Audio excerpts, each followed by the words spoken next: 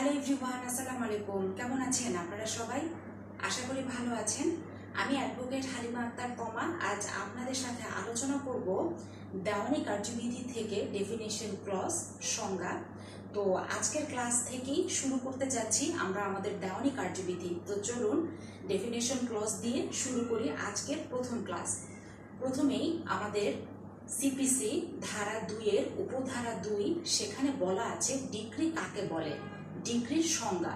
তো ডিক্রি হলো দেওয়ানি আদালতেই তো দেওয়ানি মোকদ্দমা পরিচালিত হয়। তো যখন কোন একটি দেওয়ানি মোকদ্দমা পরিচালিত হচ্ছে, বিচার কাজ চলছে কোন বিজ্ঞ আদালতে, এবং বিজ্ঞ আদালত যখন এই মোকদ্দমায় কোনো স্পষ্ট সুনির্দিষ্ট বক্তব্য প্রদানের মাধ্যমে বা কোনো ঘোষণার মাধ্যমে মোকদ্দমার পক্ষদ্বয়ের মধ্যকার অধিকার নির্ণয় করে এবং অধিকার নিশ্চিত করে, তাকে ডিক্রি বলে। তো ডিক্রি হলো দুই প্রকার, একটা হলো প্রাথমিক ডিক্রি এবং অপরটি হলো চূড়ান্ত ডিক্রি। ইংরেজিতে যাকে বলে preliminary decree and final decree. তো এই প্রিলিমিনারি ডিক্রি কাকে বলে বা প্রাথমিক ডিক্রি কাকে বলে? প্রাথমিক ডিক্রি হলো যখন কোনো একটি দেওয়ানি মোকদ্দমা চূড়ান্তভাবে নিষ্পত্তি হবার জন্য আরও কোনো ব্যবস্থা গ্রহণের সুযোগ থাকে, সেই অবস্থায় যখন কোনো ডিক্রি প্রকাশিত হয় সেই ডিক্রিকে বলা হয় প্রাথমিক ডিক্রি।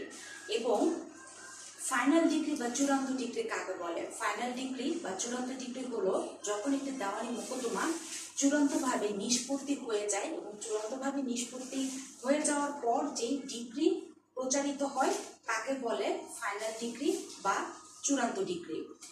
এখন আসি অন্য আরেকটা বিষয়, সেটা হলো সোলে ডিক্রি। এই সোলে ডিক্রি কাকে বলে?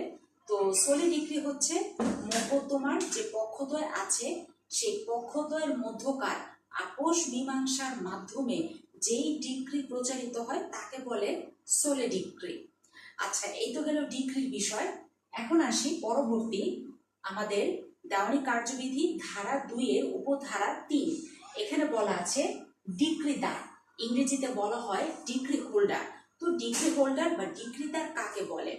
তো এই ডিক্রিদার হলো যখন বিজ্ঞ আদালত থেকে একটি ডিক্রি প্রচারিত হয় এবং সেই ডিক্রিটি যার অনুকূলে প্রচারিত হয় তাকে বলে ডিক্রিদার বা ডিক্রি হোল্ডার। এখন মনে করেন মিস্টার এক্স তিনি হলেন একটি দেওয়ানি মোকদ্দমার বাদী, অপরদিকে মিস্টার ওয়াই তিনি হলেন একই মোকদ্দমার বিবাদী। এখন বিজ্ঞ আদালত থেকে যে